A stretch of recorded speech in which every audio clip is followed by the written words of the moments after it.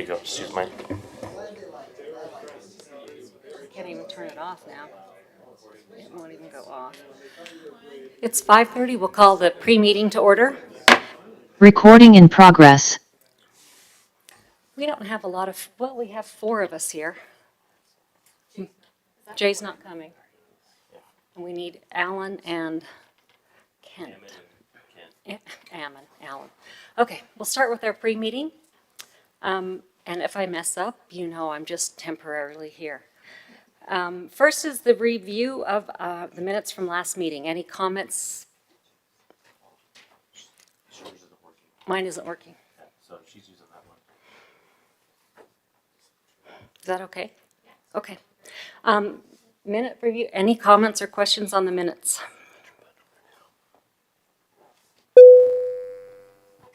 Now it's working. Okay, thank you. Any comments, questions on the minutes? All good? Okay.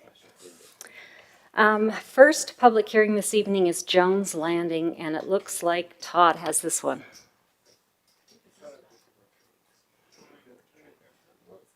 Taylor, sorry. Taylor Jensen. Oh, hi, Taylor. Hi, how are you? Are we doing this now, or do we start with the training?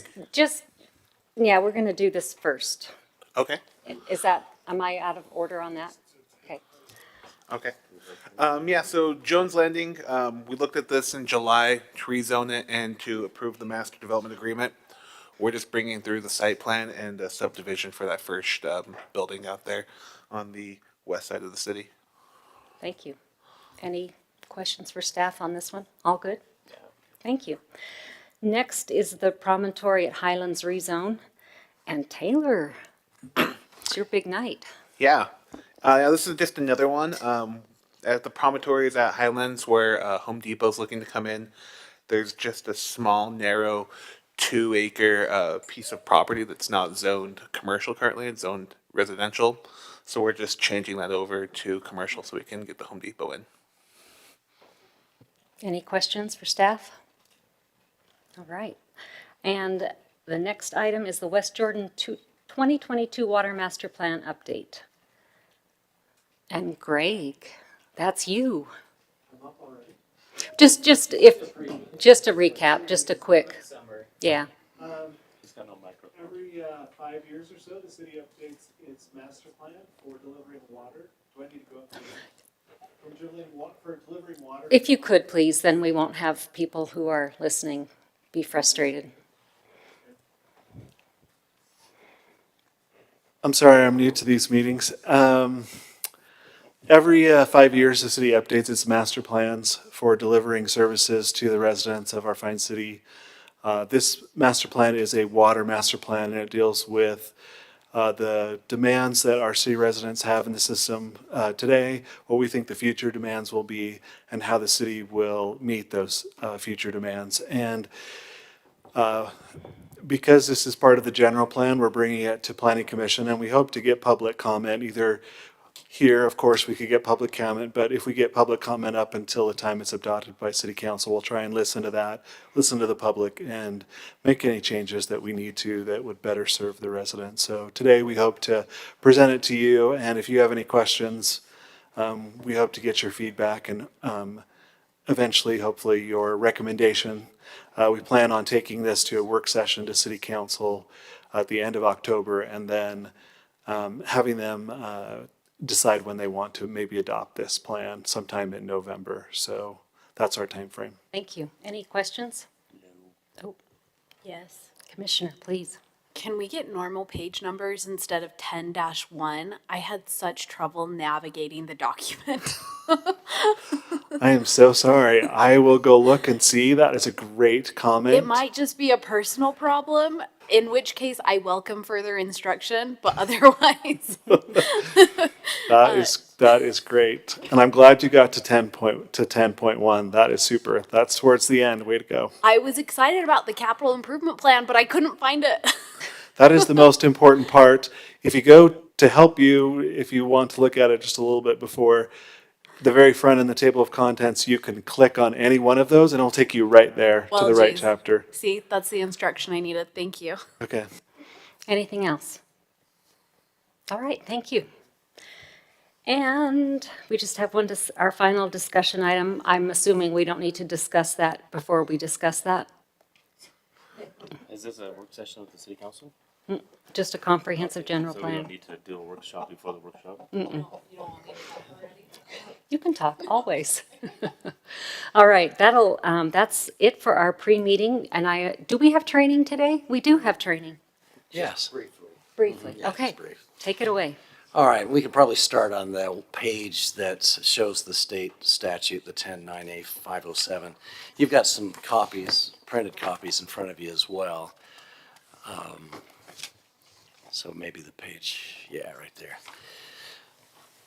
So the reason for this training is twofold. First of all, this is an item that'll probably be a public hearing at your next meeting or two. And as far as one of the last pages I'm going to get to is a proposed text amendment for the city code, which is primarily coming to you because of some changes in the state code. So that's why I pulled this provision from the state code. It's the Conditional Use Statute. This one section, 10-9A-507, it's in what we call LUDMA, the Land Use Development Management Act. But just this one section is the one you've seen it before that deals with conditional uses. It was updated a year and a half ago in the 2021 general session. And what we're trying to do is, this is one of those situations where there's been enough change over time, especially in this 2021 session, where we just need to update our city code to kind of match the state code section. Not not sweeping changes, but enough that necessitates looking at it. The main provisions in this section you can see is it makes it really clear that when there's a conditional use, you look at specifically what the detrimental effects might be, right? And then you kind of identify them. Some of them are really self-evident, like noise or whatever. Some might be a little less obvious. Maybe somebody's spraying paint, and the reason that's detrimental is it could go on adjacent property. It could affect the air quality. So you identify that detrimental effect, why it's detrimental, and then, as it says in the code section, and as you've heard before, you then identify potential conditions which could mitigate those detrimental effects. And then you discuss some of the possible conditions, come up with the ones that you feel are the most appropriate. And then the main thing that it adds in this most recent update of the section is you should put those on the record, which you've done a lot. You've always done that through, in the standard motions you use, you say, as contained in the staff report and other evidence in the record. And that's where you've included it. In your motion, if you make a change to what's in the staff report or in the record so far, then you can just say with the additional condition being, and then state it right as part of your motion. So, but then if we go to there's a couple other pages and you can kind of read them on your own, but I just pulled right out of Craig Call's book. I think you all have that updated book. There's 2 pages that I pulled regarding conditional use permits. It's actually 4 pages, but I just kind of put it all on 2. But really,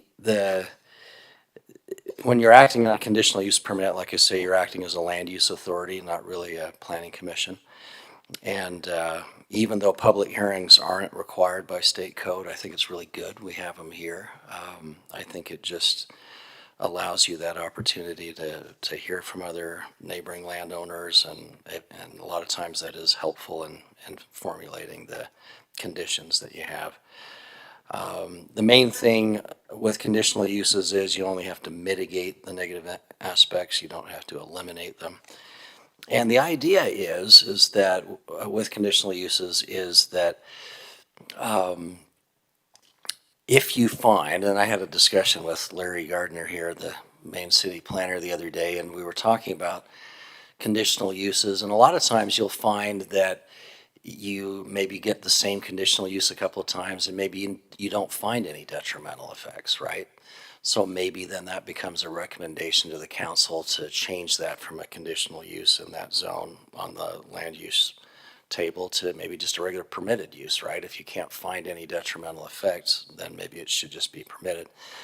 The reverse is also true. Maybe you find a certain condition that conditional use permit where you have to apply 5 or 6 or 7 conditions and you just can't seem to quite deal with all the detrimental effects, then maybe that use doesn't apply at all in that zone. Maybe it should be prohibited, right? And that's another recommendation you could pass along to the city council. In fact, I think they'd welcome those kinds of recommendations. So the last thing I was going to talk about is kind of the proposed change in the city code. I've been working with Scott Langford and Larry Gardner and the council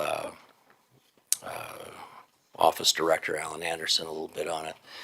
We have these, as you know, we have criteria for different types of applications. And I think most of our criteria for like zone changes and general plan map amendments and everything else are just excellent. In fact, these at one time were excellent, but because of the changes in the state code, we're recommending some changes. And instead of these criteria that are there, you can see they're all crossed out, the new ones that would replace them are basically just the different facets of the new state code, right? It just pretty much implements for instance, the first labeled A criteria is you just identify the detrimental effects and the reasons why they're detrimental.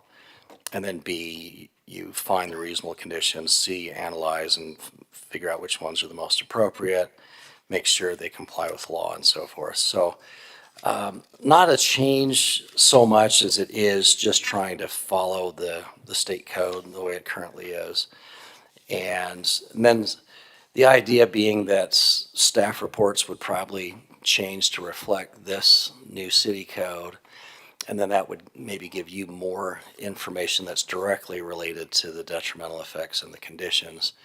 And then a lot of your discussion could be maybe more focused on what those should be and whether there's additional or ones you don't think that staff's recommended. Gives you more of an ability to change them. So at any rate, that was not so much a training as maybe here's what's coming and here's why it's coming. And so you're not wondering where it came from. So any questions? Yeah, I'm looking through this second page, and I feel like we've always had a public hearing for conditional use permits. Is that a new change that is allowing us to make this just a business decision or business Well, item? Well, It seems to me like we don't need to have a public hearing for it. yeah, well, as Craig Call mentions in his book there, in the bottom of this first page, there is no state law requirement for a public hearing, but we've always had them here in this city. I think it's a good idea because there's always the potential that somebody could challenge or appeal saying that they didn't have a reasonable opportunity to participate in the process. It's hard to make that argument if you had direct notice to you as an adjacent landowner, plus it was on the state and city websites and so forth.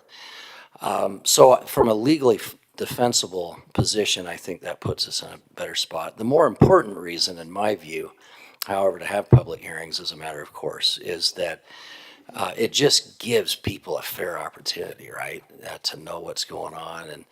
And if you received 10 comments, say at a public hearing where people were really highly focused, and even just one of them was very germane and helpful in you putting together the list of detrimental effects and conditions, that would be worth it, right? Even if that only happened once. And so those are the reasons I'd advise that you wouldn't steer away from that course. I don't know, somebody else can correct me if I'm wrong, but I just think from those perspectives, I think it's just a really good idea to have a public hearing on every conditional use application. Thank you. Anyone else? All good? All right, we will close the pre-meeting and adjourn for Exactly 14 minutes.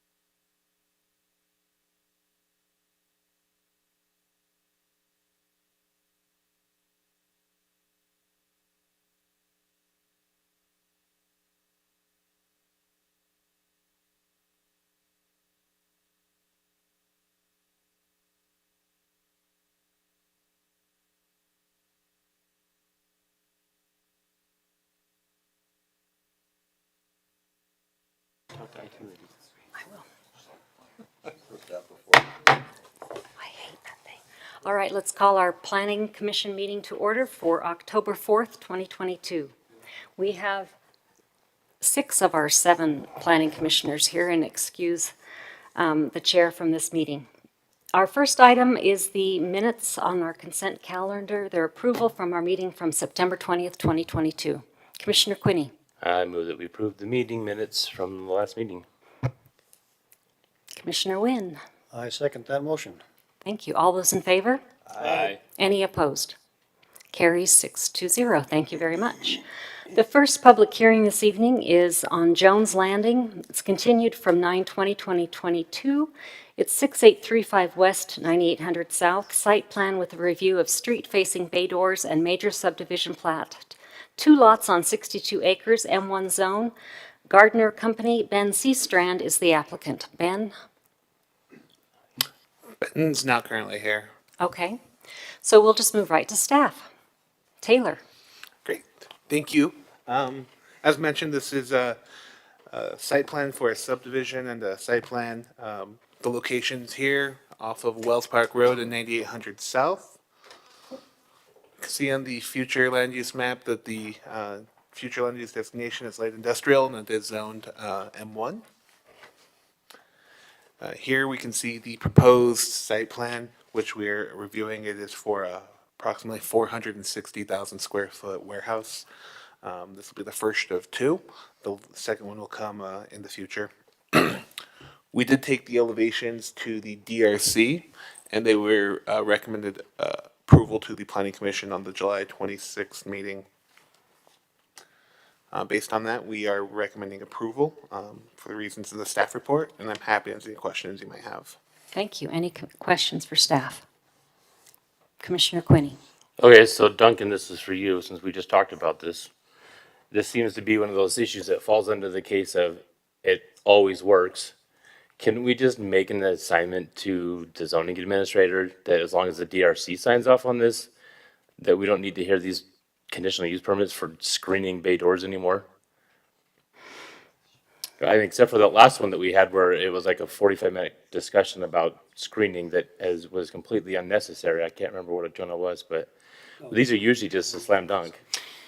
Right, I think, correct me if I'm wrong, Larry or Taylor, but I think the only reason it comes to you is on the land use table, it says C instead of AC, right?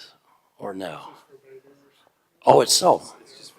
So it's just for the bay doors, so there's nothing in code that requires that it comes here? Right. I'm not making a suggestion necessarily for today. I'm just curious, based on the conversation we just had in the pre-meeting, if this is one of those cases where we should be I gotcha. applying that. Yes.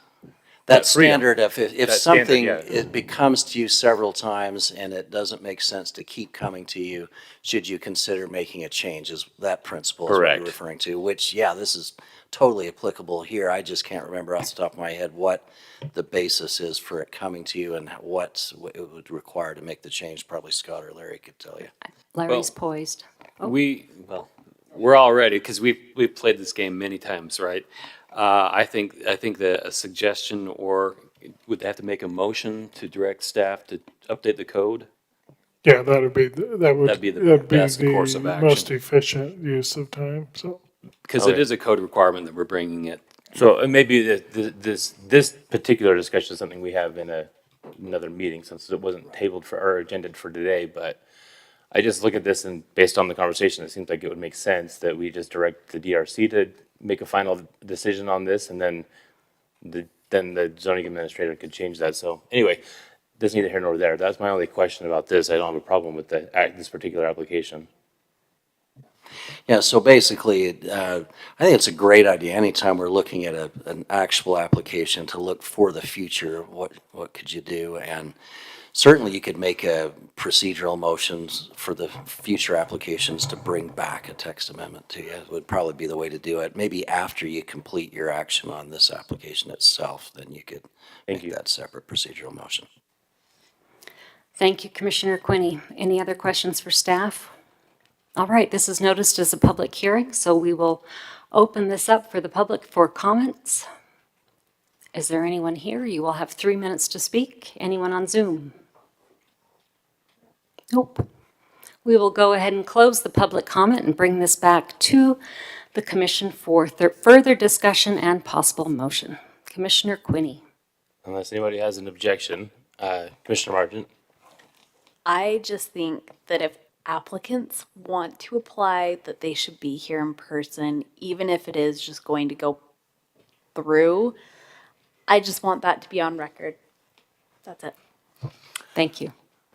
I will just chime in that that was probably staff's fault. We didn't actually notify them until early this morning because Julie, who does everything, was gone last week and I dropped the ball. So that was my fault. Job security for Julie. Like she needs it. It will fall apart when she leaves. Go ahead, Commissioner I Quinney. move that the planning commission approve the preliminary major subdivision and preliminary site plan for Jones Landing Phase 1. Is that 1.2?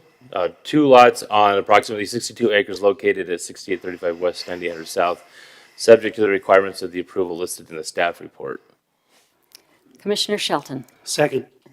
All those in favor? Aye. Any opposed? And it carries 6-0. Thank you very much. Taylor, I think you're up again. I'm not opposed. I just have, do we need to make the motion Yes. to direct staff to look Yeah, at? this would be the best time probably This to would be do the that. best time. Okay.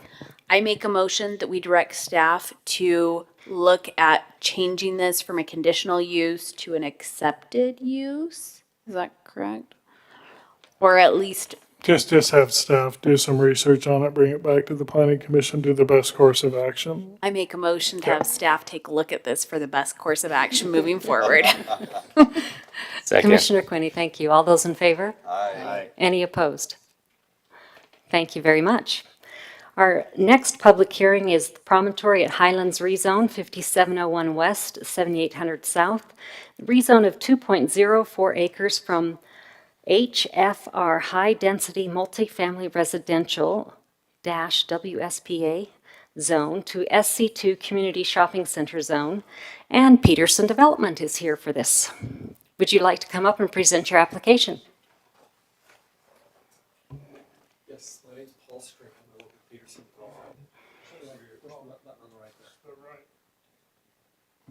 There. Paul Stringham with Peterson Development, and we're looking forward to this project. The purpose of this rezone, you'll see, is it possibly will go up on screen in a moment. It's a long sliver. And the reason for that is we need to widen the commercial for Home Depot. And for our commercial pads, we just needed more space there for access, driving, parking, and so forth. And that's the purpose of the rezone. Thank you. Simple as that. Thank you. Any questions? No, we're good. Thank you very Thank you. much. Thank you. And Taylor, this one's yours as well. Great, thank you. As Paul mentioned, this is just to accommodate that Home Depot. There's also a unique situation where it's on a single parcel which has multiple zones on it right now. So the rezone will have the entire parcel be zoned with the same zoning, which is something that we prefer to do. So here we can see just the proposed change. It's that very narrow sliver of land. And we are recommending approval. Staff's happy to answer any questions you might have, though. Thank you. Any questions for staff? No. This is noticed as a public hearing. We'll bring this out to the public for comment, discussion. If you are here, please state your name for the record. And if you are on Zoom, raise your hand. And there is no one around, so we will close this public hearing and bring it back to the commission for discussion and possible motion. Commissioner Allen, I'm gonna pull this over. It makes me can you feel do like it a in one kid. breath? Is that professional? I move that the Planning Commission forward a positive recommendation to the City Council to approve the zoning map amendment from HFR High Density Multifamily Residential WSPA to SC2 Community Shopping Center for the Promontory at Highlands Rezone of 2.04 acres, 5701 West, 7800 South.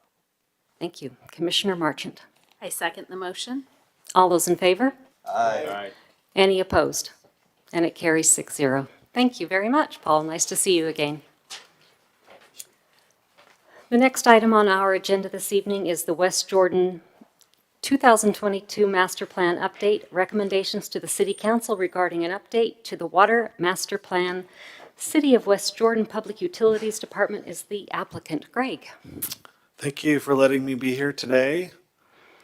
My name is Greg Davenport. I am the new utility director for the city of West Jordan in the newly created West Jordan Utility Department, and I'm here today to talk with you a little bit about our update to our previous drinking water master plan update. I'm sure you guys already know, but the drinking water master plan is actually a part of the general plan that you guys are updating right now. And so anytime we change a master plan, we need to come to this body and to the city council to get their approval, because the decisions in the master plan and the decisions you make in the general plan affect land use in the city. Anytime we do a master plan, the first thing that we're looking for is the current demands on the system and the future demands on the system. And we're trying to locate any deficiencies that may exist in those two and try and address those deficiencies. Addressing those deficiencies helps us by, we prepare a capital plan that helps finance those projects to help address that. Our plan currently was adopted in 2015. It was actually done in 2014. It's very, very old. And state law has actually changed in between then and now. And so we're really very excited to finally present this. I'm hoping that in this process we'll get feedback from the public. This document is available for the public, and we're accepting comments until it actually gets adopted. We're also looking for recommendations today from you guys and any comments that you might have. I just wanted to explain this just a little bit about how we come up with these, we're going to end with a capital improvement plan, but we first start with the needs that are required in the city. If you look at this slide, they do that by, the city has our Bowen and Collins, who prepared this report, they took our GIS document of all the water meters and all the water records in the city. They put it on a GIS record, and they came up with a demand for each household or each business in the city.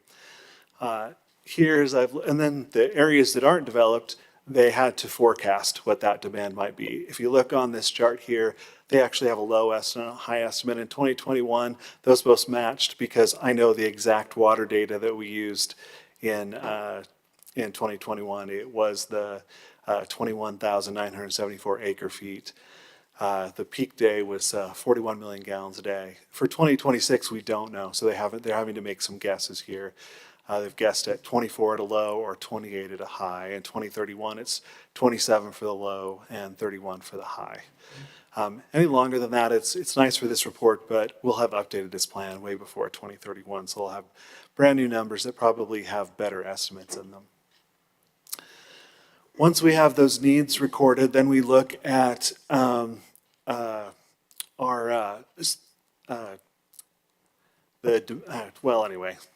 looking at our water supply here.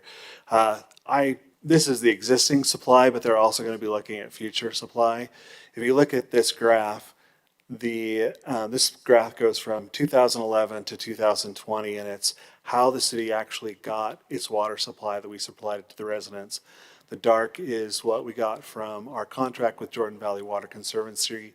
The yellow is actually the well water that was supplied for that year. The green is, we actually have secondary sources that also help supply water to our parks when we irrigate. If you look at 2021, again, we had our contract amount was 24,000. We didn't need to use all that, but we had supply for 24,000. In that year as well, we had 3,000 acre feet we could have taken from well water.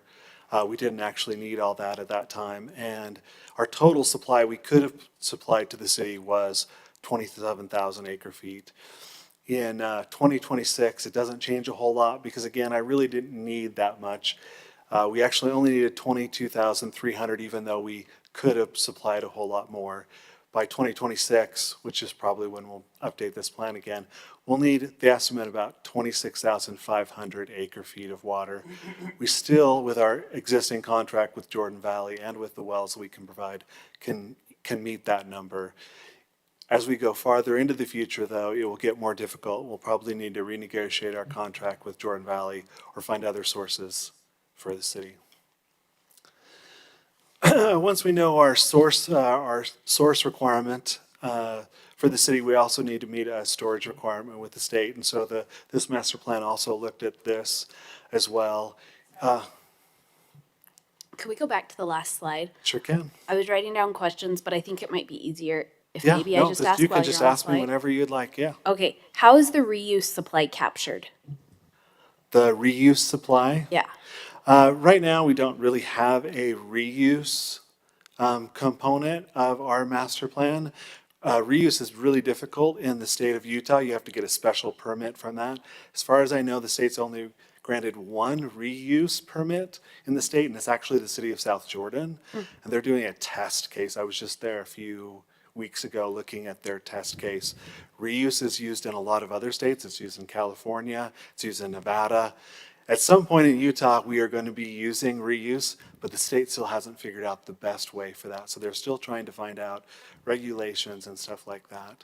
Could you maybe come back to us after your meeting with South Jordan to talk about what they're doing and report back to us? I could. Do you want me to do it in this meeting, or do you want me to come back to another Well, meeting? after you've talked to South Jordan to see how they're doing, just because I think that, especially as we're looking at this water plan master update, and in the agenda, I think it just says water plan, not drinking water. Oh, And so, I'm sorry. no, it's fine, but I mean, obviously secondary water is a huge item and component of a water plan as well, right?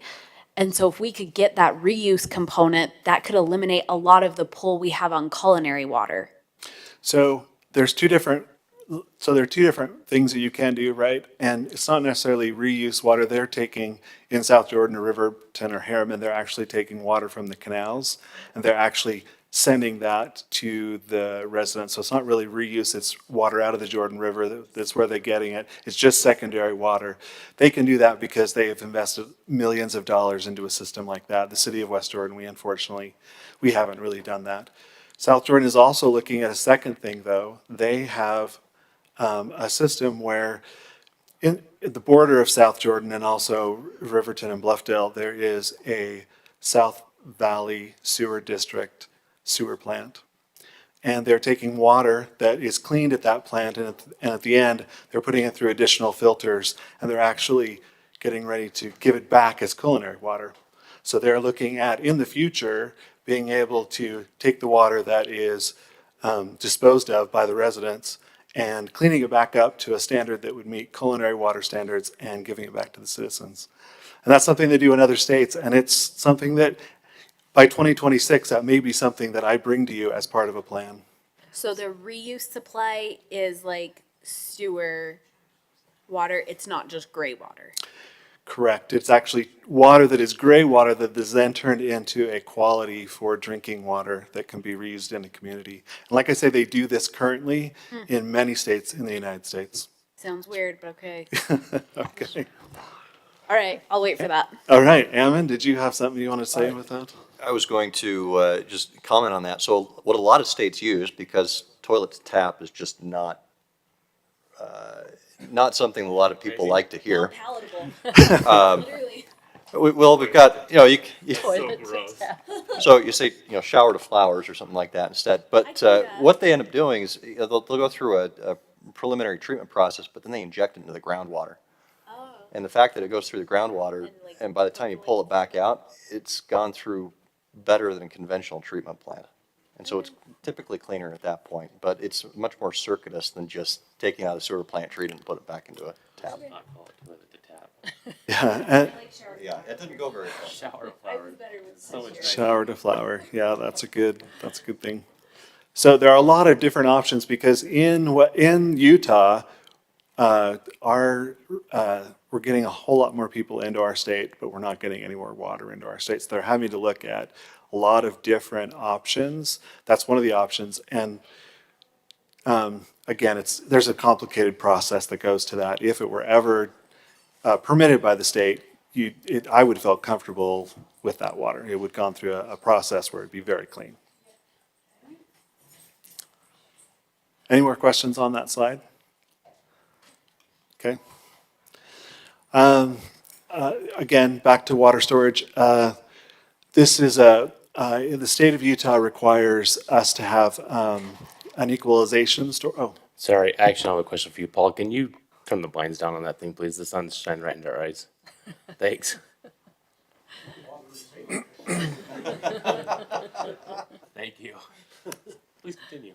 The state of Utah requires water systems to have storage that it uses in times of peak supply. So while our source demand it varies throughout the year. We meet our peak day by taking water out of a storage tank, and so that equalization storage is equal to the amount that the state wants us to hold in excess, so we can release it to the public system in a peak time. We're also required to have fire storage, and they like us to have some emergency storage, and we use the emergency storage again in case of a problem with our distribution system, in case we had a earthquake or in case we had something that would cause something to the system so that we wouldn't so that you could still have water at your house even in case there was an emergency. Our existing requirements right now are 46.4 from the state, and we have 46.5 in our system. We've actually approved in zoning permits more. Commissioner Shelton. You piqued my curiosity with the earthquake. How are the tanks built with earthquake standards? So most of our tanks are built so that they're circular tanks, and they have post-tensioning so that they have stress applied, and they're floating. So our tank has a floor that is separate from the wall. It's held down by gravity and it doesn't leak, but there are some rebar connections, but mostly it can move in case of an earthquake. And it has a roof that is actually also separate. So it's designed so that in an earthquake, our tanks would we don't typically have problems. When we had our last earthquake, we didn't have any problems with any of our tanks. Is that standard? Huh? Is that standard, or is that just what West Jordan's done? That's what West Jordan has done. There's many different ways which you can build water tanks. The larger the water tank, the less likely they're to have a circular design, the more likely they'll have a rectangular design, and then they design it differently to handle earthquake loads. But that's the way that we have chosen. There's a picture of that in that right there is one of our circular tanks that they're doing. The most vulnerable part for our system in earthquakes has been the pipes that lead up to the tank, because the ground is moving and so is the tank, and they're moving independently. When we had our last tank, we actually had a leak that was caused at a joint of one of those pipes. So we had to dig that pipe up and fix that. So that's what happened in our last earthquake. But it's nice to have that. It's nice to have also some emergency storage. We also use it, I'll give you another real world case. A few years ago, a contractor was putting in a fiber telecommunication line, and they bored through a pipeline for Jordan Valley Water Conservancy District, and they had to shut off that pipeline to be able to fix it for 3 or 4 days in the western side of our city. Having your main supply cut off in the summer is not a desirable condition. That emergency storage really helps out when you lose a 46-inch pipeline from Jordan Valley because of contractor error. So that's the other reasons why we typically like to have emergency storage, is for not just for an earthquake, but for other unforeseeable accidents that can occur. The city is building tanks at the moment because, as you can see, we've actually approved more than we probably, we have more, and we say approved, I mean those that are zoned. They haven't actually come in for subdivisions and actually applied for building permits, but there's some excess zoning. So right now we're in the process of building another tank out in Zone 6, and we're soon to be building another one in Zone 1 at the cemetery site. So we'll be adding more capacity to the city very soon. At build out, this report believes that we'll need at least 66 million gallons of storage. Any other questions on the storage? You guys have had great questions on this so far. Thank you. After they look at the source requirements, the storage requirements, they put all of these inputs into a computer model, and in that computer model, they look at different conditions. They look at system pressure during peak demand times, system pressure during a peak day plus a fire. They look at maximum velocity in a system. They do that because if the velocity gets too high, then it will start to break the system, parts in the system. So they don't want the velocity in any one pipe to get too high that it would break the pipe. Then they also look at conveyance to the storage reservoirs during peak day. In this study, they identified deficiencies and they came up with a capital plan, and they divided that capital plan into different sections. They divided into pipelines, improvements that need to be made, pump stations that need to be made, storage reservoirs that need to be made.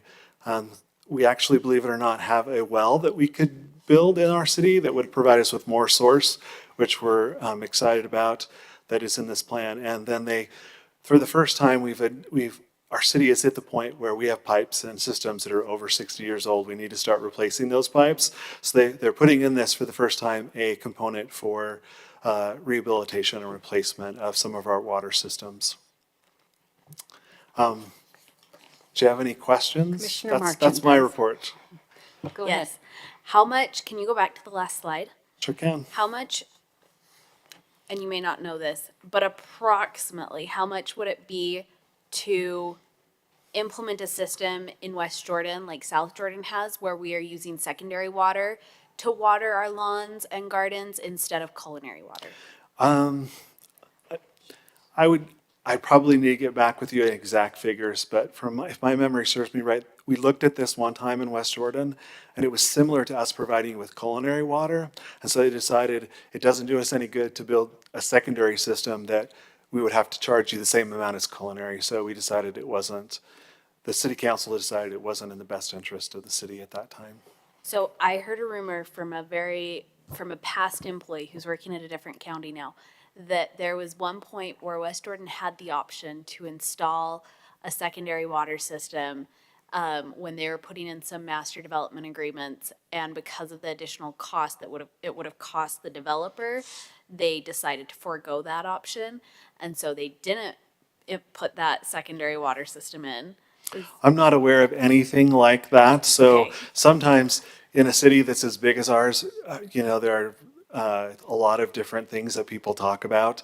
I can tell you that since I've been here, and I've been working here since 1999, our city did have a plan for secondary water. They asked developers to put pipelines into the ground, but none of those were charged. None of those were actually used. Yes, that's what I heard. And so those pipes have a lifespan. So and they're they have, in, but they they have- never got connected. some of them did.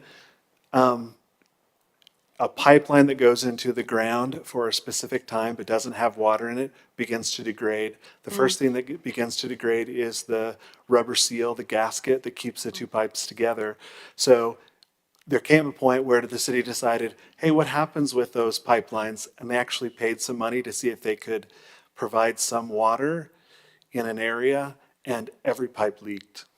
Bummer. And so it didn't do us, we couldn't use that system that was in. And so that's when the city council decided, let's make a real decision, because we shouldn't keep asking developers to put something in the ground that we're never going to use. City council made that decision that it was just going to cost too much. Is there a way that it would be feasible for any new master development agreements, communities that are going in to put in secondary water systems? I think part of the problem though is the water rights.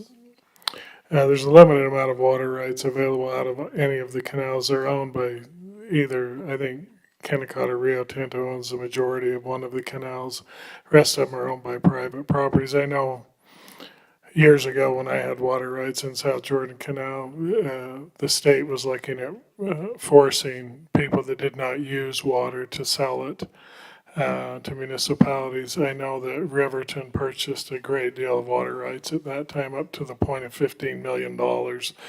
I don't know if that was the same time that West Jordan was looking at, but I don't know if there's adequate rights to even for a city to try to force people to do that, because there's no more water going into the Jordan River and there's no more water going into those canals. So we'd have to do a lot more work on that before we would mandate that as a requirement of any type of approval, so.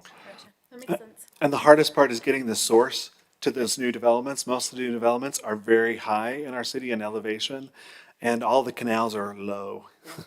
And so the canal that we have that is in the highest elevation is at the soccer park. at 4,000 West, and just getting those pipes and the water up there was pretty expensive. Commissioner Allen. Let me say one more thing to, just to say one other thing. We actually do use canal water though, so the city did determine at that time when city council was making those decisions that if we could get that water to our biggest water users, which are typically our parks, that we could do a lot of savings to the city. And so, to give you an example, the Veterans Memorial here, it can use up to 1,000 acre feet in a year, and almost all of that water comes from either groundwater rights or through canals. And so the city has a way of reuse, but we've typically tried to apply that into big users, into parks. I think that makes sense. I also think we could look at more water-saving turf options, such as white clover, which would also be beneficial for the grass in those areas because it would put nitrogen back into the soil. So that's conversation for another day. I'm going to keep pushing it, though. Yeah, I got less than a dozen questions, I promise. You made me think about the puncture in the Jordan Valley pipe. I was on site when that happened. The geyser was 40 feet in the air. It was amazing. Yeah. I also remember the aftermath of how difficult it was for us to get any news sources to actually come out and take a look at it, just to get the message out for people to turn off their sprinklers because we're going to be low on water supplies. Mm-hmm. So it's very serious business. I appreciate everything that you do. Have we received any comments from the public since this has been out? I have not. I'm gonna try and find other ways also to get this to the public. I'll talk with our information people at City Hall and see if there's not some ways I can get some more comments. I think a plan that has comments is a better plan before it's finally adopted. This is just a draft version of it. I really do want it to get better. So two-part question that I think they'll play into each other. You mentioned potential for other sources if we continue to grow. So the two-part is, one, Larry's already pointed out that we're going through adjudication right now. There's all sorts of issues going on with water rights. Mm-hmm. One, is there even a possibility for other sources? But the prior question would be, does Jordan Valley have the capability of providing to us the water that we're looking for moving forward? Jordan Valley is looking at changing their facilities and what they can provide. Ultimately, though, that really may depend on a lot of different partners that they have, whether that be the CUP or Provo River water users. Right now they have more water rights than they use currently, but they service more than customers than just the city of West Jordan. And so honestly, in the future, let me go back to a slide here that I didn't talk about a lot, but I think this is something that can't be stressed enough. If you look at that slide, we have seen so much growth since 2012. If you notice, and I know it's hard to see there, but I want to say it's, how much, could anybody read that for me really quick? 25, something like 20. 23,216. 23,216. If you look at that, and then you look at the 2020 number that was 24, and if you look at the 2020 number, that's 20. We used 21,798 or something like that. That is, our city grew so much from 2012 to 20 there. What was the difference? It's not necessarily the weather, although weather does play a part in it. It's people's habits.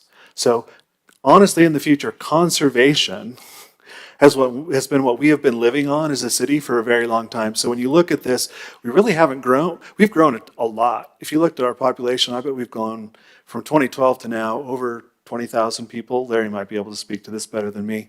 20,000 people, but we stayed consistent with our water use. That has to do with conservation. I think the real benefits to the city of West Jordan in the future will not be getting more water rights from CUP or other places. It will be in the area of conservation and how we use the water that we have as we add residents. I think we're all going to be forced into that, whether we like it or not. Mm-hmm.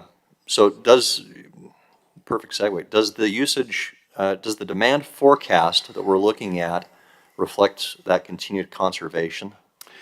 It's so difficult. When they did the demand forecast, they modeled it with the population growth of West Jordan at 1.8%.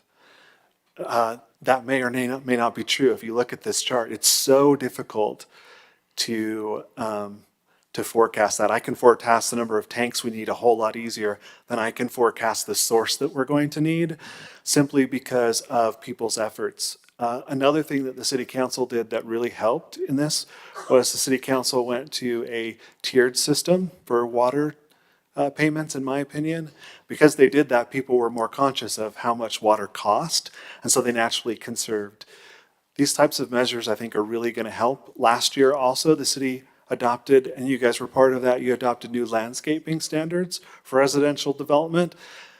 That is a great thing. I think that's going to be, I think what you guys did will be used statewide in the future, to be honest with you. I hope so.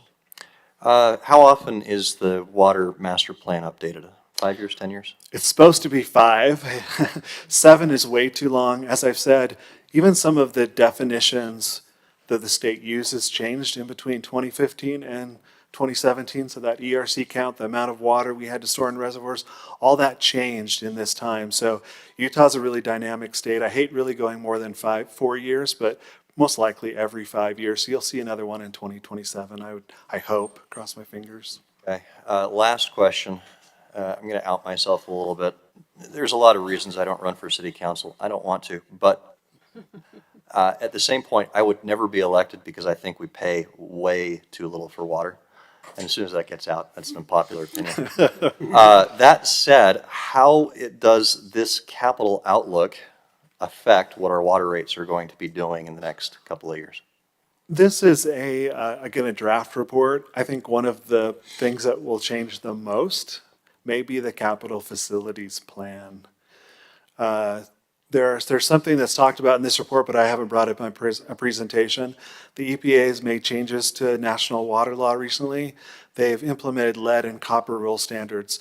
Those lead and copper rule standards are going to hit everyone in the nation. Some states have already implemented these, and they're already well into the process of meeting that requirement. Utah is very late to the game. They still have not adapted state rules. There's federal rules, but they haven't adopted state rules for this. That will require a lot of rehab and rehabilitation sooner than we think, and so it will change how we do business with water, which may, to your point, change the cost of water. I'm just not sure, but that will definitely have an effect, and it will start to take effect in 2024. The next master plan you see will definitely have some component that deals with that issue. Okay, thank you. Any other Commissioner questions? Shelton. Yes, I have a question on groundwater use. I've studied in the past about bad effects of overuse of groundwater in California where the ground actually sinks or sublimates, I guess, or whatever it is. But is there any risk of that in our area? And what are we doing in that regard? Thanks for your question. The actual biggest danger for groundwater use in our area is a plume that's contaminated with lead and arsenic from Kennecott. South Jordan has many groundwater rights, but they can't use a single right because that plume is inside their city and they can't sell contaminated water to the public. We have way more water rights than 3,000. I could pull easily more than 3,000 acre feet out of the ground at any point in time that I wanted to. The city has chosen that because that keeps the plume in South Jordan and it keeps it away from West Jordan. So right now, Jordan Valley Water Conservancy District is trying to clean that plume up. They'll never remove all of it. I'm trying to keep that plume away from West Jordan because the minute it comes in here, I will lose my water rights. So we actually, I could probably pump 6,000 or 7,000 acre feet out of the ground if I really, really felt the need to do that. That would be really dangerous for the city because it would move that contamination to our city very quickly. So we've kept that level because they monitor that plume, and at the level we're taking it out, it keeps it away from the city, so they know where the boundaries of it are, and it's not spreading to us. So that's why when they say that's how much the 3,000, or soon it will be 3,800, which will be far enough away from the plume, it won't affect it. But that's what I'm really trying to do with that number, is I'm trying to keep that contamination away from us. So our ground, we don't really have a lot of danger of that, having it fall, because I'm really not taking much groundwater. I could take out a whole lot more if I really wanted to. I do have a question now to follow up with that. Just curiosity on, I'm assuming that's a very, very expensive endeavor to clean that water, and I would hope that Rio Tinto Kennecott is helping South Jordan with, they are? Okay, that's, I think they're the ones monitoring the plume, actually, but there's a cooperative agreement. We actually buy that water after it goes and gets cleaned up. It takes it through a process that removes all the contaminants, and we purchase some of that water from them. But yeah, they are helping with that. thank you very much. This is noticed as a public hearing, so, oh, sorry, Commissioner Wynn. Does the amount of money that the city takes in from residents for water, does that come anywhere close to covering the cost that you're talking about? For the capital facilities plans and everything else, that'll be a heated discussion. I don't, the mayor and the city council, they're very conscious to the residents. And I think that it's important that we not put a burden upon the residents that they can't be able to handle. A lot of the money in that capital facilities plan is also money that developers will have to pay. So I'll give you an example.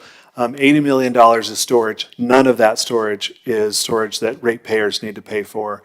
All of that storage that when I looked at the plan last, was coming from developers. So we hope to get paid back from impact fees for that, so that someone else pays for that cost. As an example, Jones Ranch that you guys approved had 2,900 units, something like that. They entered into an agreement to actually build some of these facilities and get paid back. And so there's a give and take there. There's a providing for future developers and making sure they pay their fair share. And then there's what burden can the ratepayers pay? What can we reasonably expect? And the mayor's very conscious of that. He tries his best to keep me in line there and make sure I don't ask for more than I should. Just for the record, Ammon wants us to pay more. Oh, okay. Just for the record, that's why he's not on city council. Well, maybe a clarification on that. I'm assuming West Jordan is in a very similar predicament to most of the other cities in our valley and state. And that is because of the conservation efforts, which are fantastic, we're also seeing revenue shortfalls in the millions of dollars. But you've got a system that has a very definitive required cost to maintain. And so suddenly you can't operate your system. You can't maintain the system. In fact, you're mining the infrastructure. And so, there's a lot of different philosophies as to how to handle that. Some will take a higher base charge and then tier the water use thereafter. There's a lot of different ways to skin it that you look at it. But at the end of the day, people are conserving water, so they would think that their bill would go down. But the city still has a set amount of money that they need in order to maintain the system, let alone grow it, fix it, add some of these other infrastructure needs. So that's the juggle. It's been tough for Jordan Valley this year with the drought. You'd think that with all the conservation, it's a good thing, but they have some fixed costs. They've had to go and spend a lot of money from their reserve funds to pay for those fixed costs because of all the water that people have saved, which is a good thing. But you're right, there are some costs that people are going to have to think about if it continues. So, thank you. Thank you, Greg. That was fantastic. This is noticed as a public hearing, so we will open this up to the public for comment. Please come to the podium and state your name for the record. And if you're here on Zoom, please raise your hand. And it looks like we have no public comments or discussion, so we will go ahead and close the public hearing and bring this back to the commission for further discussion and a possible motion. Commissioner Allen. I don't know if I'm going to be unpopular with this one. I read through the executive summary. I loved it. I think it's a great logical process. I know the people that were involved in putting this together. I work with them regularly. I have every bit of confidence they did a good job. It was also over 300 pages. I did not make it through it, and I don't feel comfortable giving a positive recommendation moving it forward until I have. So if I were to make a recommendation, I would say let's postpone this for 2 weeks and readdress it at that point in time. So I'll leave that out and let you guys talk about that. I think that's fair. I didn't have a chance to get through it all either. I did fall asleep, but I don't love water as much as all of you guys do. But I look at what our HOA pays, and we're $38,000 a year in water costs, so we really do need to figure out how to keep water inexpensive and also conserve. Any comments from the commissioners? Knowing the background of Commissioner Allen, I would feel fine with his recommendation to postpone, especially as this is just a draft. There's not a rush to get it approved, right? So let's go through, let's make sure that we do this right. All right, do we need a motion to do that? All right, Commissioner Allen, go ahead. The staff report said there's no So, recommendations. so tonight. what It's just date? a discussion tonight anyway, isn't it? Well, is it just discussion? Yeah. So what, Julie, what, do you want a date certain or a date certain, then you don't have to renotice it, or, yeah, so pick a date. And I don't want to drop this just for me. I will read it whether we do anything tonight or not. The question is going to be, is everybody else going to? I'm not going to ask for that question. I would move that we table this conversation until October 18. 20th, 18th? Mm-hmm. Oh, that's backwards. I'm sorry. I'm looking April 10th. Sorry. Yes, until October 18th. Thank you. I'll second that. All those in favor? Aye. Any opposed? We were tabled until the next planning commission meeting on October 18th.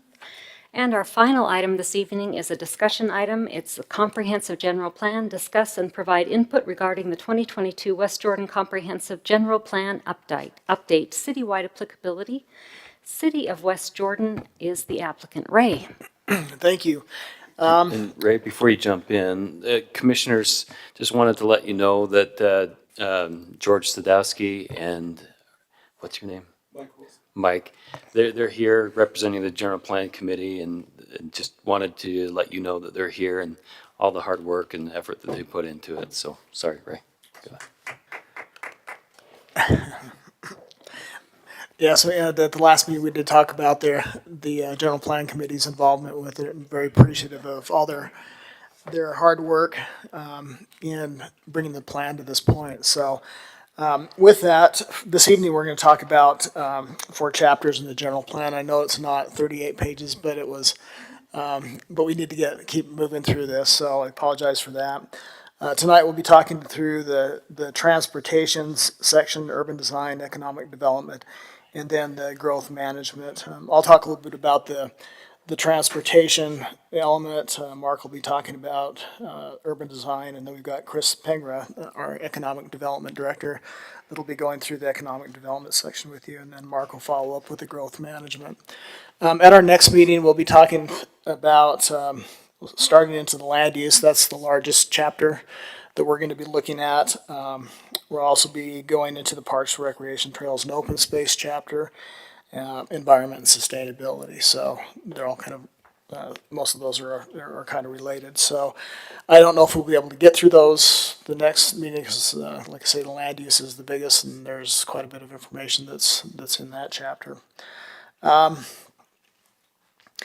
we mentioned in our last meeting, a number of specific master plans that the city uses to help implement the goals of the general plan. You just heard one of those tonight, the water master plan. One of the things that the city uses, or one of those plans, is the transportation master plan. That is the document, and that's one of the sub-plans that the city uses just to, it's kind of provides a more detailed, kind of a long-range policy framework for the city's transportation system. when you're talking about transportation, you're just not talking about automotive roads. It's also pedestrians. It's public transportation. It's all that. As the general plan committee went through the transportation element, they again wanted to keep it at high level.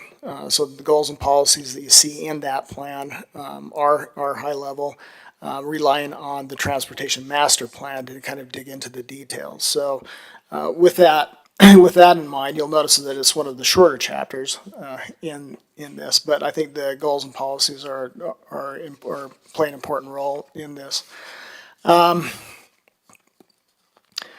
So what we did is, or what the general plan committee did is, again, is they pared that down and relying more on that transportation master plan. I mean, the transportation master plan is over 60 pages in itself, and that walks through just, there's basically an analysis that's done as part of that transportation master plan.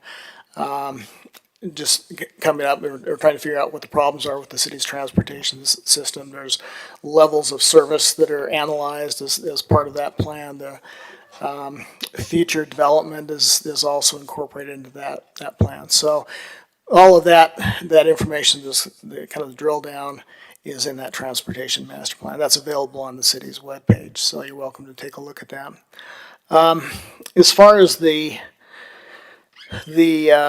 goals and policies, well, as far as the kind of the changes that were made, is we did talk about at the last meeting that there was a survey that was done. One of the big issues that we saw as part of that, one of the big interest from the community, was just making sure that east-west traffic was taken care of as best as possible.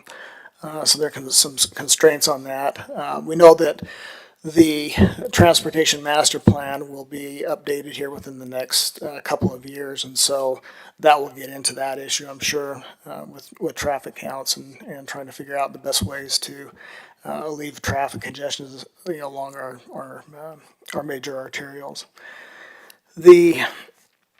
In the transportation chapter, we do talk about the importance of bike lanes and pedestrian accesses. The goals and policies are kind of centered around some of the major policies, including safe and efficient movement of traffic throughout the city, ensuring that there's a balanced multimodal transportation system. This is not only for vehicles, but bicycles, public transportation, and pedestrians. The use of bicycle and pedestrian transportation is encouraged, and also the goals support residential traffic calming.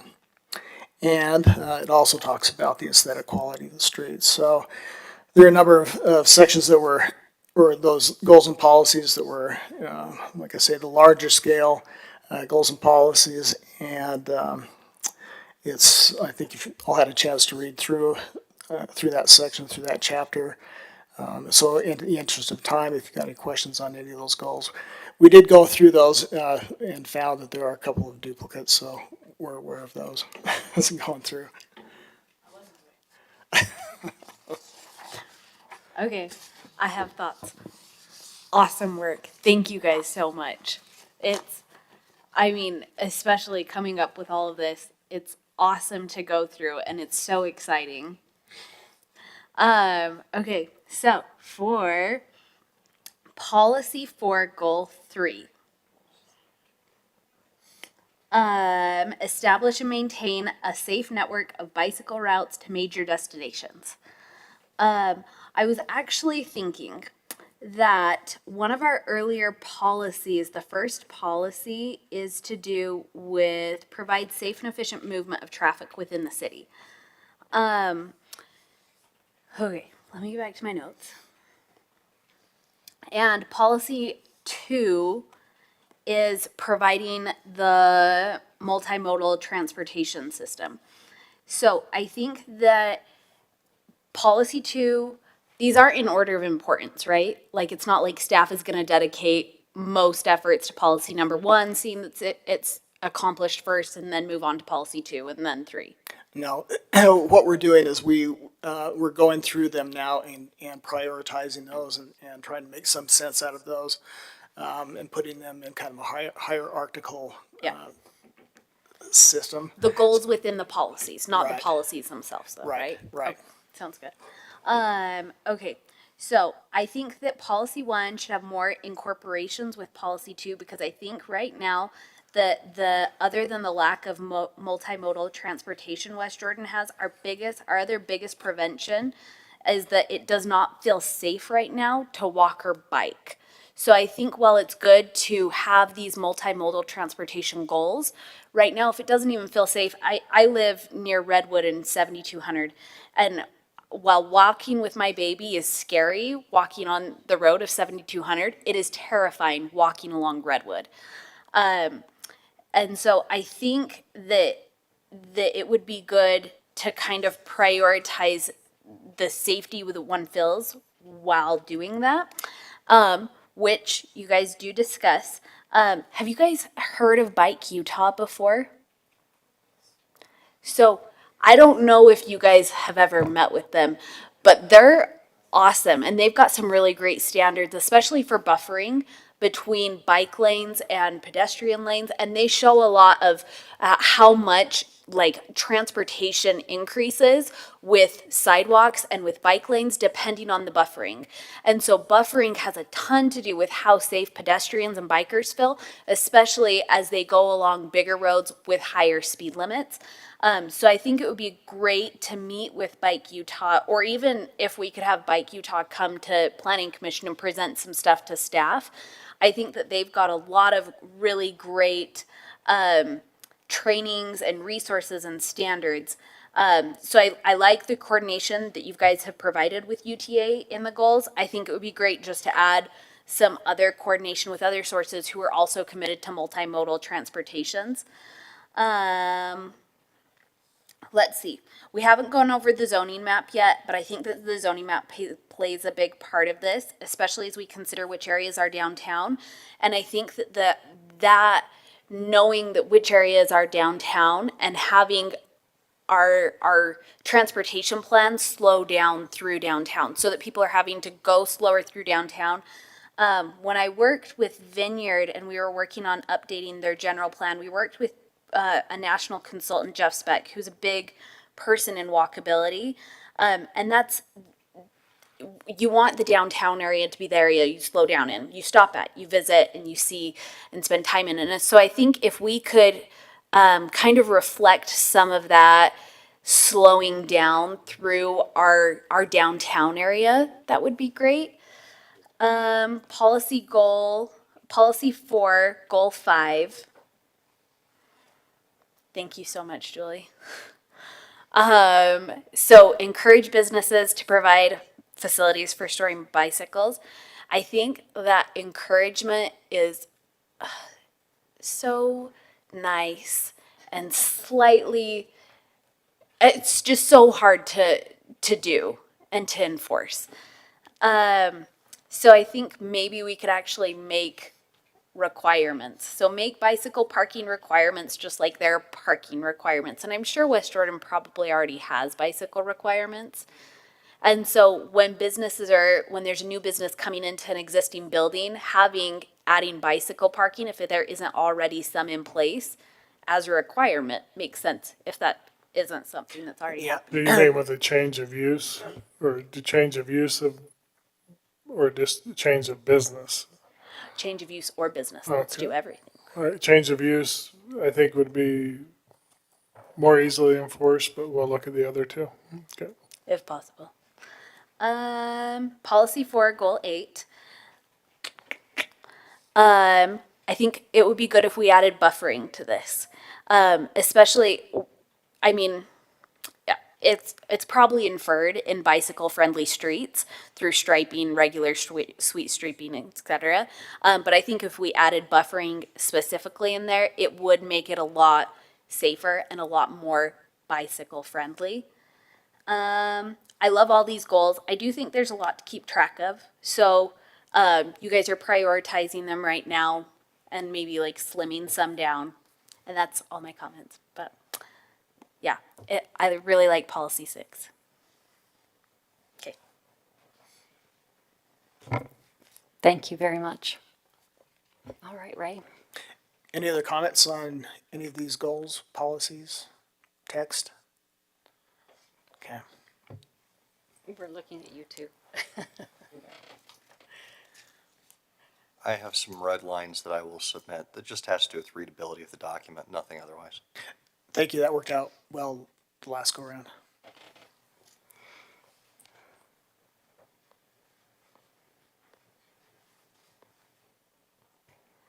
With that, Mark will talk about urban design.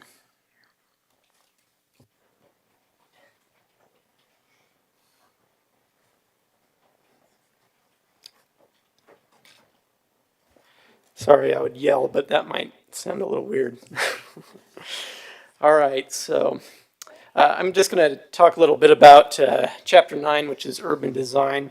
So this is kind of the design-heavy chapter of the general plan that really kind of the main purpose is to kind of balance aesthetics and functionality of the built environment and finding ways to kind of improve that relationship between people and the built environment and kind of enhance that area of quality of life. So there's, the general plan really kind of talks about, or at least divides this up into two parts. And the first part is the urban form, which kind of refers more to the city as a whole and how it's designed and functioned. And then the second part is neighborhood character, which is really kind of the more smaller scale, referring to specific areas of the city and how they function and relate to the bigger whole and relate to the urban form. And so as part of that, it's the general plan just kind of breaks that down a little bit further into these different elements. And I'm not going to go into too much detail on those, but there's a couple of these elements that the committee and staff looked at and made some changes to. One of those is the streets and the classifications that were in there. So in the original, it pretty much referred to different types of streets in kind of more general terms like boulevards and avenues and things like that. And so what we've done is we've kind of gone in and changed those to reflect more the classifications in the transportation section of the general plan, just to kind of keep that consistency. The difference in this chapter is mostly related to the design of the streets themselves. So what kind of features do they have? It kind of gets into that multimodal section, how they implement that, and that sort of thing. So the other section we looked at was the public art section. So this was really just kind of more of an update on and to provide some examples, because we've actually had a little bit of an increase in this within the last 10 years. So just providing examples, like with the statue at City Hall, there's a statue at the district attorney's office just south of the library. So we kind of started to see a little bit of an increase in that, and just kind of plug that in there. In the next section, we added a little bit more to the city center, just to kind of expand it a little bit, but the transit-oriented development section was the one we enhanced the most. So this is, it's most of the information we added in there is just talking about walkability design and being more specific into how that could come about. And so that could include things like wider sidewalks or more efficient paths to transit platforms and things like that. The other component to that is just kind of talking about enhanced lighting. So that's kind of ties into that enhanced walkability and making sure that these places are safe not only during the day but at night as well. And then the third component of that is just kind of talking about pedestrian amenities. You know, what can we do to enhance those paths and and developments to where people actually want to get out and walk. So that could include anything from bike facilities, bike parking, benches, shade elements, things like that. All right, and then this next section here just kind of talks about what's called crime prevention through environmental design. And again, I'm not going to go into a whole lot of detail on that because that would take a lot of time. But basically what that is it's really pretty much in the title. It's finding ways to use architectural design and site design to make places safer in terms of preventing crime and increasing surveillance. So that can include anything from using large storefront windows, which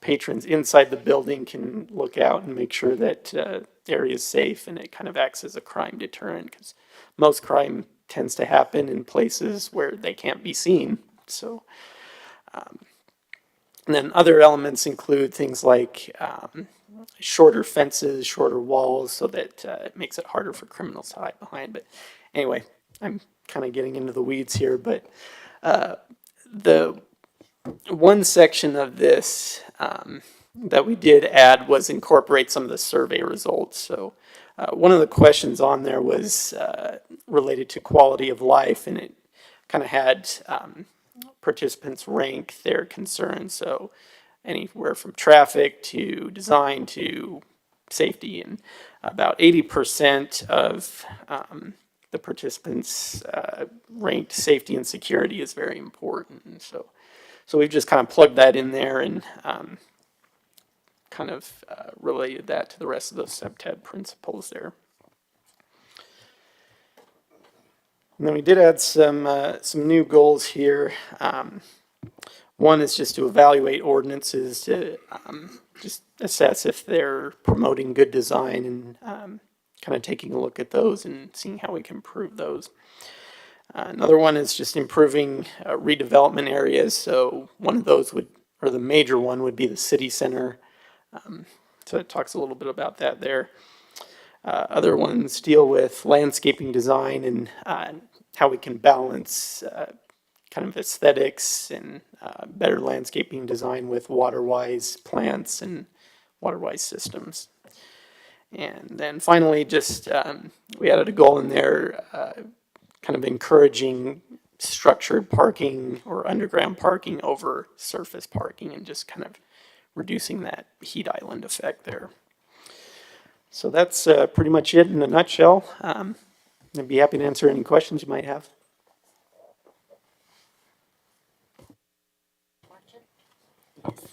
Sorry. Page 125, line 40, art in public places. The city should encourage greater emphasis on public art. I love it. I agree with it. Again, I just think it's hard to should encourage. I mean, to me, it feels like that's basically never going to happen. So maybe it could be reworded in a way that says the city will look at developing some protocol that if someone wants to build here, that they add an art installation into their development or into a different location as approved by staff to a different location in the city. I think that having policies like that would take the should encourage out and would make it so that West Jordan does have different art designs around the city, which would be really cool. And then policy 2, the strength and the identity and the image of the city of West Jordan. Do we have anywhere in the general plan, and I have a terrible memory, so we may have already gone over it. Do we have anywhere in the general plan what the image and identity of West Jordan City is? Because that would be good. We don't really have anything specific, because that tends to kind of change with different administrations, but we do have some parts of the general plan that kind of allude to that and the importance of that. For sure. We are working towards updating our streetscape wall standards. Isaac Astle was here, 2, 3 meetings ago, talking about updating just the landscaping standards along our major corridors. That goes a long way in creating an image. But other than that, I can't think of anything off the top of my head, but I would add too that we do have some sections like this. Urban design is kind of a big component of that image, but it talks a little bit about gateways and things like that, and some of those entryways into the city and enhancing those. For sure. And I love all of that. I love that we're trying to beautify and unify the city that way. I think that if we could, and this may be something that we don't do this general plan, it may be something for the next general plan, but if we could identify what the identity of the city is, I think that that would be excellent.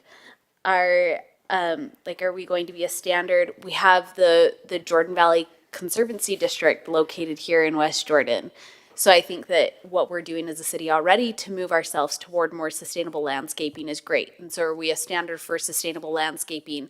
With what we have with Gardner Village is awesome. Are we can we broadcast and focus in on more of the historical details about our city, and just kind of highlight what the identity is if we're going to include it in one of the policies, or if we're not, let's just take out identity and just leave it as image, because I think that that's a lot more clear as a strategy. And that's all my comments for this section. Thank you. Commissioner Shelton. I may have misunderstood Commissioner Marchant's intent on the requiring developers or business owners to have art installations. I think if a new developer came in or a new business over a certain threshold, whatever that threshold is decided to be, if they had to say put 0.05 or 0.5 of their project cost either monetarily, or they can choose an art installation that meets city approval, and then they can install it either within their master developed community or within that business center, that would be great. Or they can choose a different area of the city to install it in as approved by city. And that could even be something as simple as I know that other parts of Salt Lake County paint the electrical boxes, and they do it in kind of fun, funky patterns and designs. So that could be something even as simple as just painting some electrical boxes, just sprucing up the city in different ways. And it doesn't have to be located where they're at, but I think it would be a cool option, especially for some developers that are coming in that may have a bit bigger of a budget to work with. Thank you. In principle, I think I'm opposed to that, even though I am an artist and I love art.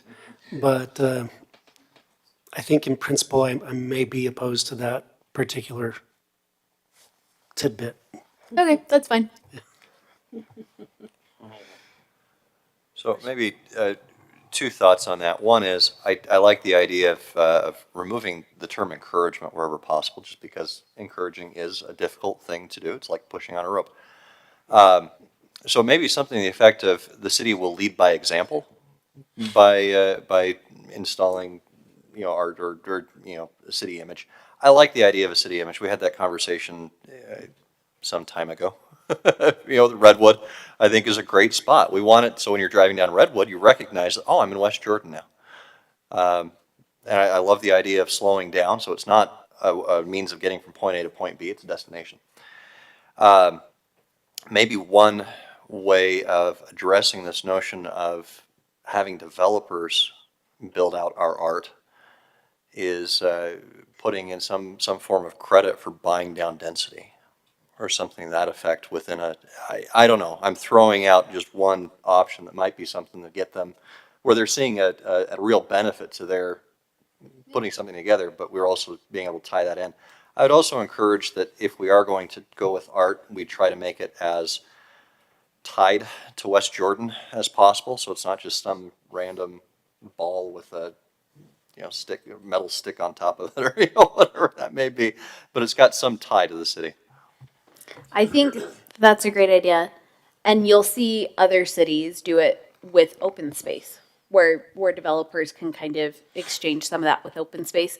And I do agree with the art. Like, obviously, anything proposed would have to be approved by staff or planning commission, depending on the size or scope of it. But it's an idea. It is totally up to staff if they want to include it. So I don't, we can talk about it. I'm just throwing it out as an idea, and it's not a policy that's going into effect tonight, so. Commissioner Quinney. That idea would tie back to the concept of needing to have an actual identity for West Jordan before we could say it has to meet a West Jordan level standard, right? Otherwise, what does that mean, right? And there's a lot of things about West Jordan we'd probably want to have something a little bit more consistent. Commissioner Wynn. My comment is similar to, to Commissioner Quinney. If we don't have sort of a common understanding of what our identity and image is, we might wind up with art that we don't want. We'd wind up with bizarre things that are not consistent with our identity and image. So I think that discussion has to come first. You mean like the well tell in Salt Lake? I like the whale. You like the well tell? The whale. All right, I think that's the good. whale is cool.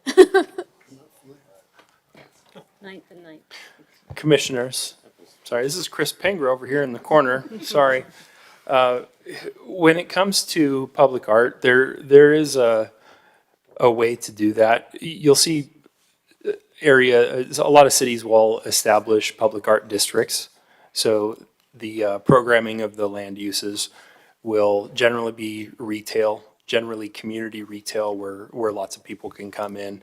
And the way that they approach the art is usually, say, administered by an arts committee or something like that. And you can use different sources of funding to essentially create an endowment or invest in spot investments for public art. I think that it does need to be purposeful. I don't think it would be a great idea to turn that over to the developers because I think what we get is not necessarily thoughtful. So I love to hear the comments about identity, and that really goes to the idea of placemaking, right?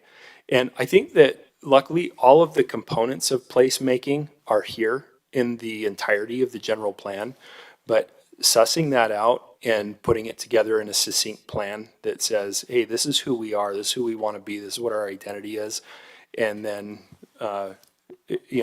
aligning our goals and strategies around that is something that I think can definitely happen in the future. Thank you. On to the next. So that's chapter 10. I don't know where chapter 10, so in economic development, I'm not sure where this falls as far as the length of the chapter, but it's a pretty big chapter. And so I'm not going to go through the whole thing. I'm happy to answer any questions, but I'm gonna kind of hit the highlights as to how this chapter is organized. First and foremost, we kind of started out with a vision statement. Now, the vision statement was really written, the members of the subcommittee on the general plan committee put a lot of time and effort into that vision statement, which was really helpful to understand where the public wants to head with economic development. And then I made some edits to that for clarity and to kind of align with administration's goals. And has everyone had a chance to read that by chance? You can all just lie to me, say yes, and I won't know any better. So anyway, if you do get a chance, I'd encourage you to read through that, and that'll kind of give you a flavor for where we're heading with this. The remainder of the chapter is broken down into, I'm going to call them building blocks of our local economy. So we start with labor force. Who is in West Jordan? What residents, what are their specialties? What does the workforce look like in West Jordan? Jobs to housing. It's an interesting indicator because ideally, if you have many more jobs in your community, is a ratio to housing, then generally you're going to have higher taxes being generated by the businesses that are being taxed at a higher rate than your residential housing. And you're also going to have net in-migration for daily population. You can see that illustrated very clearly here in Salt Lake. Salt Lake has a very high number of jobs for every residential unit in the community. And as we get later in the chapter, you would see that the taxes generated by that community are also similarly disproportionate to most of the other communities along the Wasatch Front. So that's a good standard. That's something that you ultimately, well, I don't want to say that you want to aim for it. There are things that come along with that, like higher traffic and things like that. But ideally, you at least want a balance. You want a place for your residents to come to work in your community and not migrate out of the community. So there's a lot more that goes into that, but in a nutshell. We also look at the population economics. What are residents who live in West Jordan earning per household, per capita? What does that look like? We take a look at the economic base. What types of businesses exist? Oh, sorry, I'm forgetting to scroll through the slides here. I can't even see them anyway. That's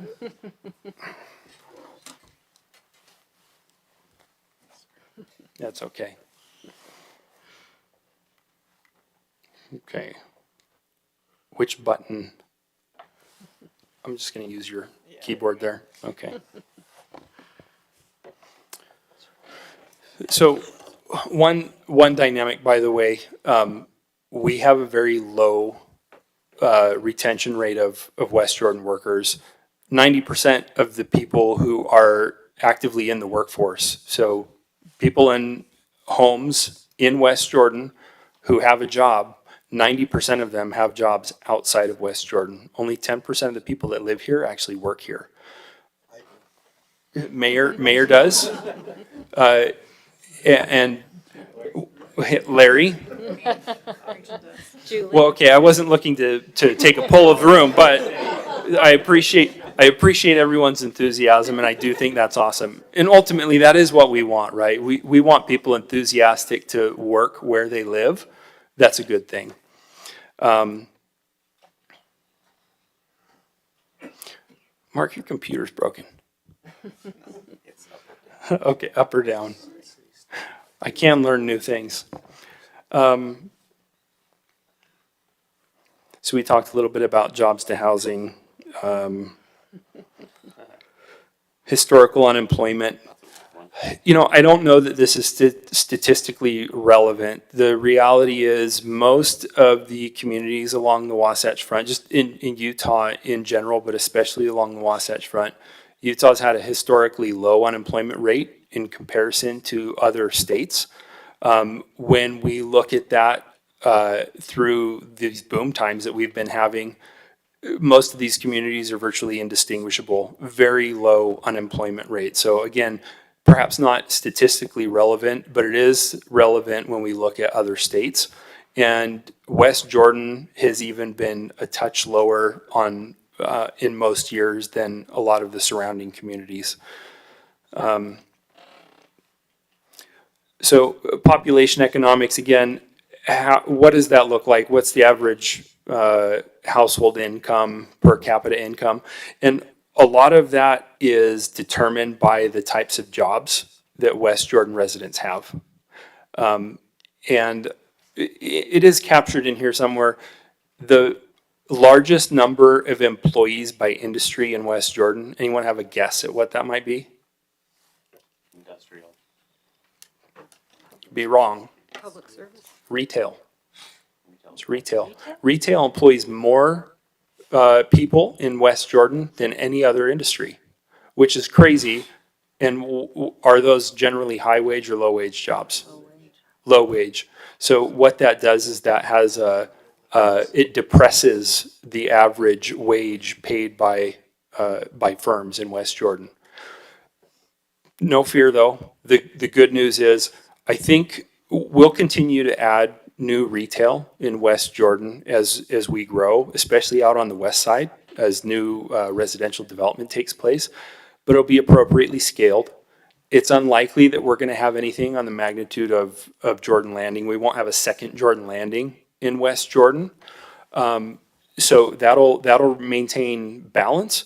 What we will have, though, is major employers continue to move here. And there are plans specifically for a lot more development of a major job center, specifically in what we call the Southwest Quadrant.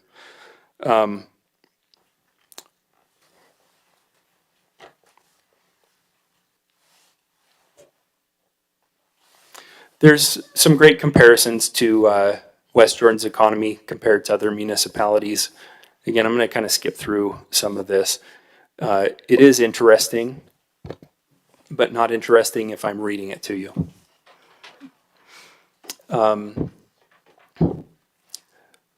This is, again, number of firms. That top line is Salt Lake City. Disproportionate, right?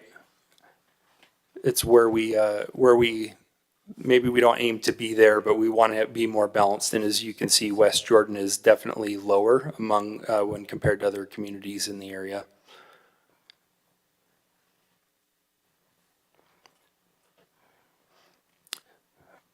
Wage trends. There's been strong wage growth in West Jordan, but we'd like to see that continue. And the types of firms that we bring into West Jordan will have a significant impact on that. Again, as we start to move away from retail, is a disproportionate number of jobs in the community. That'll increase significantly.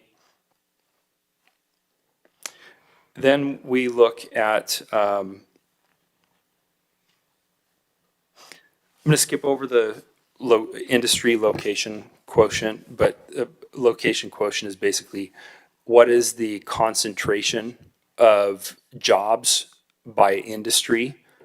If you look at mining, let's say, you say how many mining jobs exist in the United States, and then you divide that by the total population, and then you look at the population of West Jordan, it gives you a ratio. And if the location quotient is higher than 1, it's reasonable to say you've got a higher concentration of jobs in that industry in your community. That's a strength for us. So the higher the location quotient, it means that we've got a strength in that particular industry, meaning we're more likely to be able to draw additional jobs in because employers know that there's a qualified labor pool already in existence in the area. So that's important.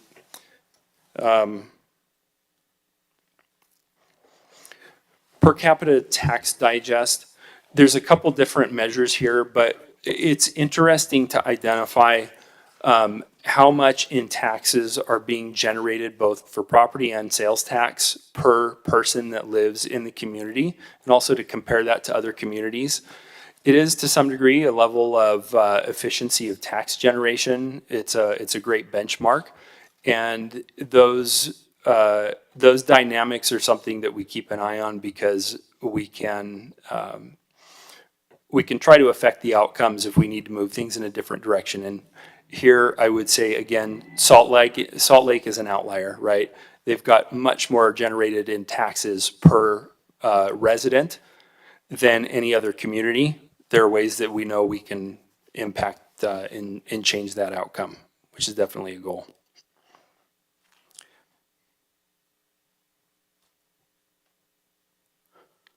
Retail sales, one thing we're working on right now, we don't get into it in here, but something called sales tax leakage. Auto sales is a big one. Basically, we were capturing something like 13% of the share of retail sales for automotive uses or automotive sales by resident. And so basically we're in a retail desert, so to speak, for automotive sales. So we're working on a auto mall right now in West Jordan on Mountain View Corridor. Retail sales growth has been very strong. Jordan Landing is a huge benefit to West Jordan. It is really an economic engine. Economic downturns that can be impacted significantly. So that's one of the reasons why if you create a job center, you can stabilize your tax base by having greater property tax and more efficient property tax being generated rather than having vacant land. And that supplements what I would say is somewhat lopsided right now, our dependence on retail sales.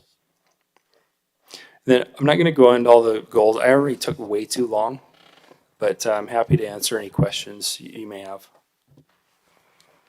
Thank you. Any questions? Yes. Only one. Policy 2, the business is our friend policy. I like this policy. I just want to ensure that we are not bending over backwards to the point that we lose any benefit to what the business would bring to the city. For example, we waive design standards or parking standards or other sort of standards, so, just so that a business comes here and then fill our other goals of urban design standards or whatever it may be. The great news is we can't. I don't, we have a planning commission and a city council and city code for a reason, and I have no authority to simply wave a magic wand and say, we're going to ignore that. We are not the legislative body, and it is not our right to make those types of decisions. What we can do is be facilitators for process. If a business ever needed to or had a desire to seek a variance or something, we could work with the planning commission. Mostly though, business is our friend is simply being attentive to the needs of the businesses. It's understanding what hurdles they have in front of them. And trust me when I tell you that can run the gambit of all sorts of things that we never even think about. Sometimes it's interfacing with other city departments. They don't know where to go. We can very easily connect them with the right folks. Other times it's, I need a working capital loan so that I can buy more equipment or inventory so that I can make it through this growth period. We can connect them with those resources. There's all sorts of things that we do when we interface with businesses, but it comes down to being attentive to their needs. And that requires us to be in communication with them, which we're definitely trying to do. Are we good? Thank you. That was great. I really appreciate that. Are we done with our review, or is there another section? One more? One more section. Thank you very much for that presentation.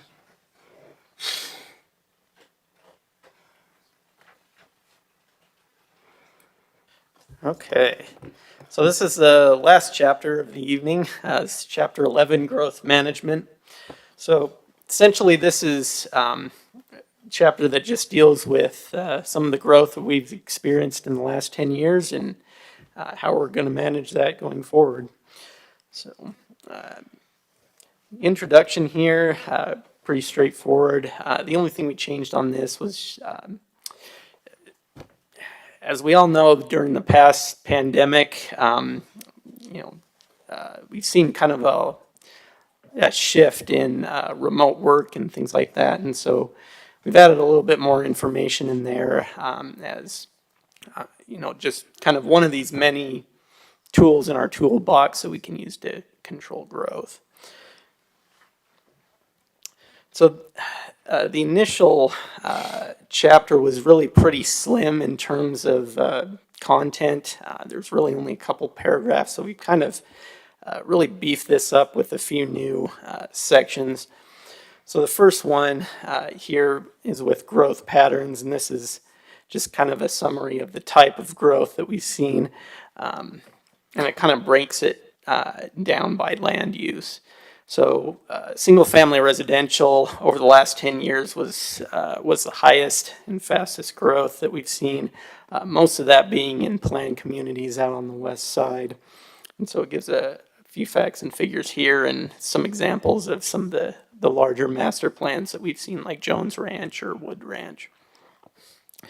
And the second paragraph talks about the second fastest growth we've seen, which is industrial.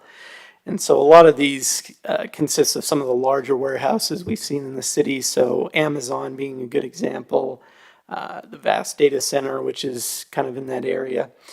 And we've seen a lot of that growth really kind of in the southwest quadrant, and are likely going to see quite a bit more of that moving forward. And the third paragraph details some of the public facilities. That was the next highest area of growth. And a lot of that growth has really been driven mostly by Salt Lake County and some of the new schools that have been built by the Jordan School District.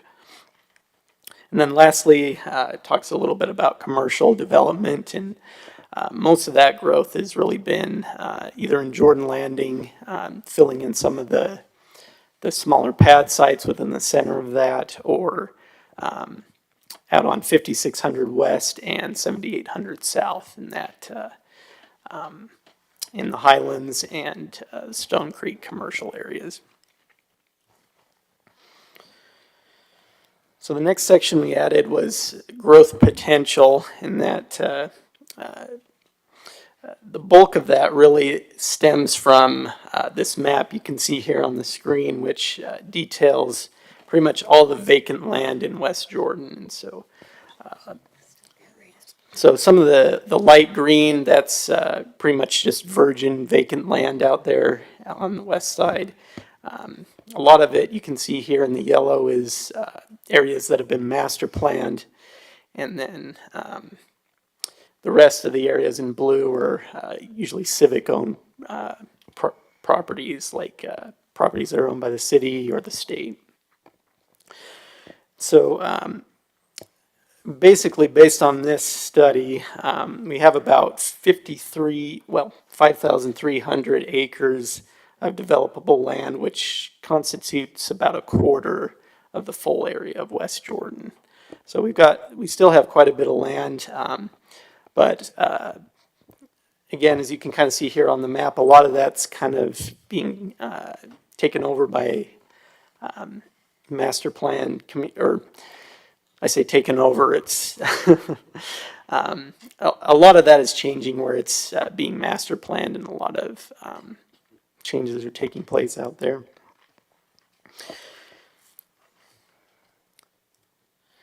So this next section, this is the annexation policy plan. Again, this is new.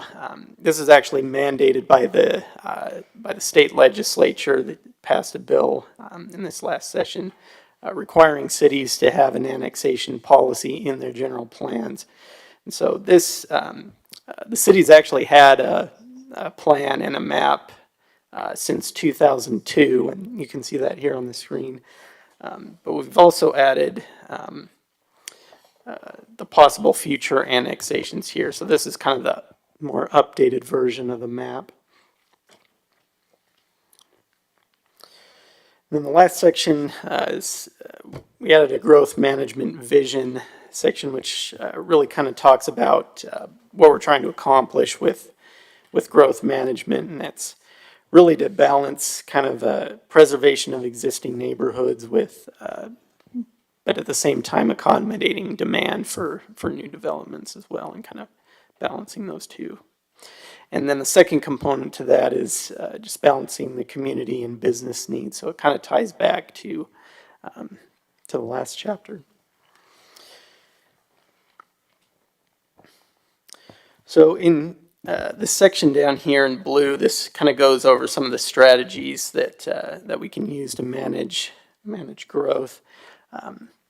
A lot of these were in the original plan, but we've added a couple new ones, particularly pertaining to some of our zoning and some of the new infill overlay districts that we've adopted. So this includes things like the infill development overlay, the IOZ, the residential overlay, just to name a few. And then some of the other tools that we've added to our redevelopment agencies. This will probably play a big part in the city center and getting funding for that. And then also just using the capital facilities plan to essentially make sure that we've that we're looking at our existing infrastructure and make sure we're not developing more than what we have capacity for. All right, and then just some of the goals here, real quick. Just some of the new goals we added pertain to adequate public infrastructure. Again, just making sure we've got the infrastructure to handle new development. Other goals include adaptive reuse and just some of the big box stores that we've seen kind of go vacant over the years and how we can sort of reutilize those to different uses. So that's pretty much it, and I can answer any questions. Commissioner Quinney. I had to get in really quick. You did. So we keep talking about this redevelopment across the street, like it's going to happen someday. That's been talked about since Kim Rolfe was the mayor. That's a long time ago. Is that like, well, and that's when I started getting involved, right? So Way like, back. are we actually going somewhere with this someday? Or are we just going to continue to pretend like it's going to happen? There's a lot of activity over here, so I'm kind of interested to hear this answer. Yeah, Taylor's got some good information. Yeah, thank you. So as you're aware, we got the requirement last year to start working on some station area plans.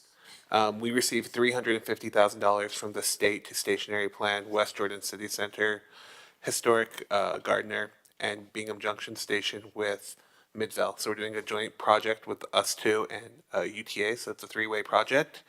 We actually just selected a consultant to help us start on that plan yesterday. It's design workshop, so we'll be starting a probably 12 to 18 month process to come up with a master plan for that area, and that should have goals and implementation strategies and everything to help get us going on something in this area. But is the school district ready to sell? Okay, that's part of the strategy. How to Chris ask was nicely. Chris was nodding his head I'll over there, turn so that over I to want to hear Chris. Chris's thoughts. That's fun. Commissioner, that's that moth is distracting, isn't it? It's terrible. Yeah. That's a great question. And the interesting thing is, while I've only been here for just over 2 years now, historically, and I've had meetings with the school district and have confirmed, they really always have been willing participants. They've been waiting on us, essentially. The work that Taylor's done to bring other stakeholders together so that we have a regional plan and not just an individual plan is a big help. We now have funding for another study. Now, we can make the argument, other studies have been done, but now we have a legislative mandate that the city council must pass the station area plan. So it doesn't matter, we have to pass the station area plan. And I feel like the planning department has done the work necessary to present the plans to the to the city council and really understand what the hangups are with previous plans. We're gonna have to work through all those things, but I think we can. And then the last big hurdle, and it has been a big hurdle, is the financial hurdle. There's an economic hurdle because to simply move the school district out of that area, if we were to do it lock, stock, and barrel, I think in 2015 dollars, it was somewhere in the neighborhood of $33 million. That's easily $50 million today. So that's to get you to the starting line, not to have a beautiful development in place. So what we've been doing is we've been having conversations with other stakeholders, and there are economic development tools, and there is enough interest from UTA, Mountain Land Association of Governments, and hopefully WFRC. I do that all the time, sorry. I'm not in Utah County anymore. Wasatch Front Regional Council and even state legislators that I think we can put together the capital stack to get over that hurdle now. I'm not going to tell you that it's going to be easier, that we have solutions on the table, but I think we've got really sound ideas on how we can accomplish that. And we've got the stakeholders to make that happen. That's what I believe. So I'm going to remain optimistic. That's great feedback. Thank you. Commissioner Marchant. Oh, Commissioner Wynn, sorry, Commissioner Wynn. I'm not sure if this will come out as a question or a comment or a complaint or something like that, but I think it's directed mainly at you, Chris. My career was spent in healthcare, hospitals to be specific. And so I'm a little surprised I haven't heard anything more about healthcare as an engine of economic growth. Can you comment more on that? Yeah, that's a great question. So candidly, my concentration on healthcare as an economic engine has really been focused on bringing other uses around the existing hospital that we have. Depending on the model of the hospital, which in Utah, the majority of healthcare facilities or hospitals are nonprofit, meaning they don't pay any hospital tax or they don't pay any property tax. They do have a significant impact because of the jobs and the ancillary uses that come around them. But I haven't heard from any residents that that is something that's missing in this community. We have a really strong hospital already and vacant land around that. And Larry and I and Paul actually just met with one of the major developers in that area that it will be bringing in other uses that hopefully will be a complement to the hospital. So I don't know if that answers your question, but you're right. It has not been a primary focus. We haven't been looking to build any new hospitals and definitely not on that land across the street. Well, and I'm not suggesting a new hospital. What I do know from my experience is that hospitals are always looking to grow. And I don't mean necessarily grow their footprint. They're looking to grow services. So anything that the city can do to promote the growth of individual, I guess I would say specialties because we all know what specialist physicians are, specialty healthcare. Anything the city can do to promote the growth of specialties within the healthcare arena would be good economic growth for the city. That's a great comment. And I used to be on the board of directors for Mountain Point Medical Center in Utah County. And you're absolutely right, like developing cath lab or, trauma units, things like that. We have been engaged with Jordan, I'm sorry, help me out here, Jordan Valley Hospital. They've gone through a number of ownership changes in quick succession, which has made that challenging to know exactly where they're headed. And it's a great reminder. It's probably time for us to re-engage with them now that they're under new ownership again and find out, are they looking at making capital investments in the facility? That is something that's of interest. But thanks for the reminder. We'll check in with them. Commissioner Marchant. One quick comment and one quick question. So policy 5, goal 2, again, it just uses the word encourage. And then page 67 under growth management, the annexation map. Is there a reason we're not supporting self-determination like South Jordan is? Is there a reason we would want the extra land? That's it. That's a good question. So, what do you mean by self-determination? If we can go to that map, it says that South Jordan, You're talking about the annexation? yes. Okay. So South Jordan. Sorry, thank you. South Jordan willing to annex but supports self-determination. I was just wondering why we are why we're proposing annexation instead of, or why we would want the extra land. I could probably chime in there a little bit. And hopefully I'm not speaking out of turn. I was talking to one of the engineers in Greg Davenport's department, Dave Murphy, and I know he's been working a little bit on some of the water plans, part of this water planning that Greg was talking about.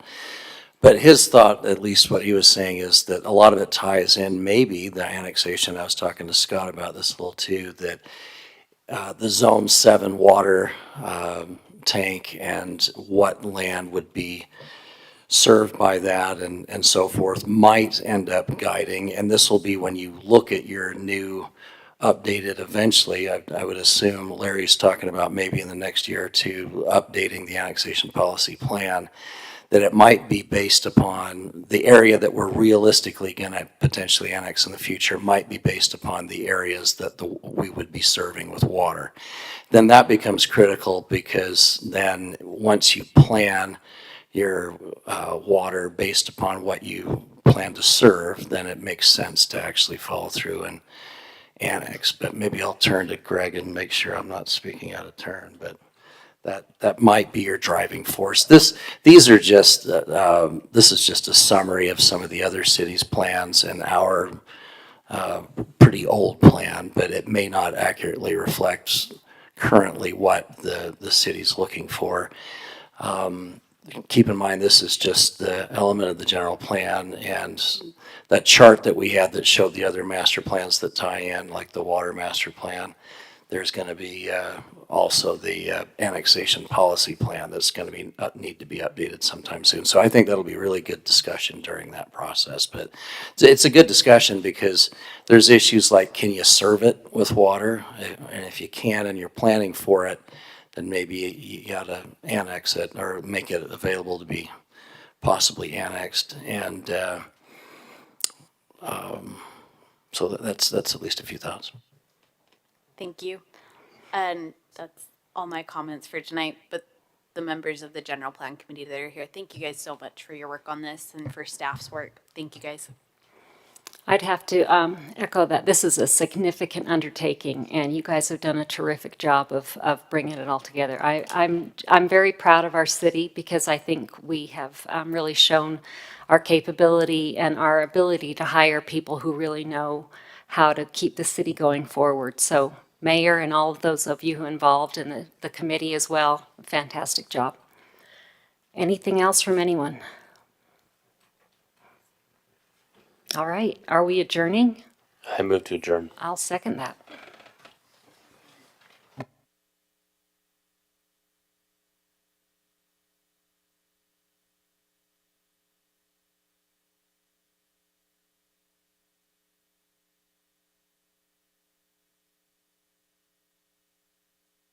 Recording stopped.